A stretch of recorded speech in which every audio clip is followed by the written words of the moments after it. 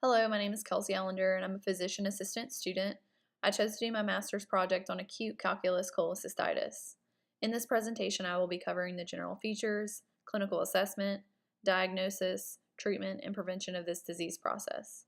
My main goal in this presentation is to give you a better understanding of acute calculus cholecystitis for your own application in your future clinical practice.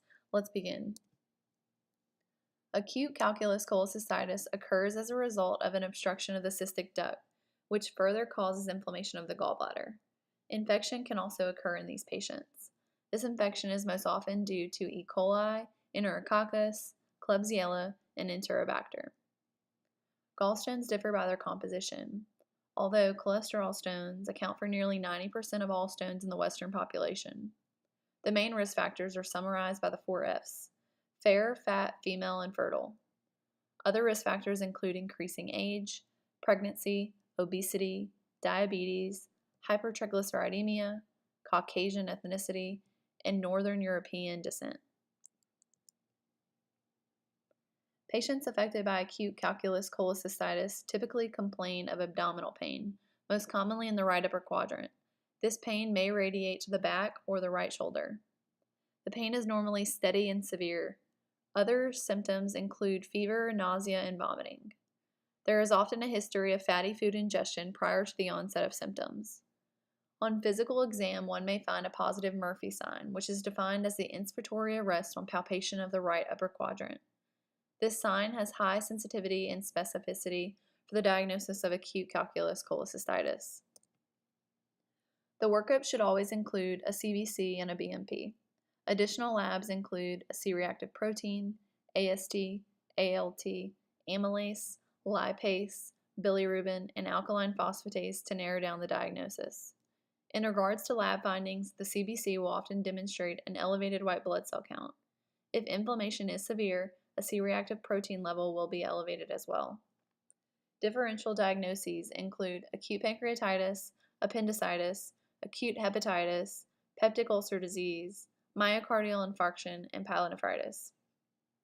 It's key to reiterate that history, physical exam, and labs alone are not enough to diagnose acute calculus cholecystitis. You need imaging. Your first imaging modality should always be ultrasound. The diagnosis of acute calculus cholecystitis can often be concluded with ultrasound plus the accompanying symptoms. Findings on ultrasound suggestive of acute calculus cholecystitis include gallstones, gallbladder wall thickening greater than 4 to 5 millimeters, and edema exhibited by the double wall sign. There is also a sonographic Murphy sign, in which abdominal pain and cessation of inspiration is elicited by the ultrasound transducer. A HIDA scan is indicated if the diagnosis is inconclusive by an ultrasound. This form of imaging uses a radioactive tracer, which aids in the visualization of the gallbladder. If the cystic duct is patent, the tracer will enter the gallbladder. The test is only positive if the gallbladder is not visualized, indicating that there is indeed a cystic duct obstruction. The Tokyo guidelines of 2013 are used to conclude a suspected diagnosis versus a definitive diagnosis of acute calculus cholecystitis. These guidelines have both high sensitivity and specificity for the diagnosis. The conclusion from this slide is it's important to remember that acute calculus cholecystitis should always be suspected in anyone presenting with right upper quadrant pain, fever, and leukocytosis. In an algorithmic approach, patients should be admitted for conservative management. This includes bowel rest, IV fluids, correction of any electrolyte abnormality, pain control, and in some cases, antibiotics. Options for antibiotics include Zosyn, Unison, meropenem, or a third-gen cephalosporin plus metronidazole. The definitive management is the surgical removal of the gallbladder, better known as a cholecystectomy.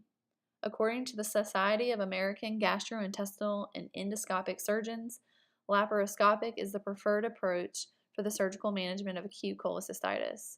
It's minimally invasive, decreases post-op hospital stay, post-op pain, and also has a cosmetic advantage when compared to the open approach. To reduce morbidity and mortality, guidelines recommend an early cholecystectomy. The optimal timing of an early cholecystectomy is within 3 days or 72 hours of symptom onset. After 72 hours, the risk of mortality significantly increases. Prevention is rooted in its risk factors. Modifiable risk factors include obesity, pregnancy, and hypertriglyceridemia. The main point here is once a patient develops symptoms or complications related to gallstones, definitive treatment is recommended. Here is a list of my references used to create this presentation. Thank you so much for watching. I hope that you understand acute calculous cholecystitis a little better. Have a great day.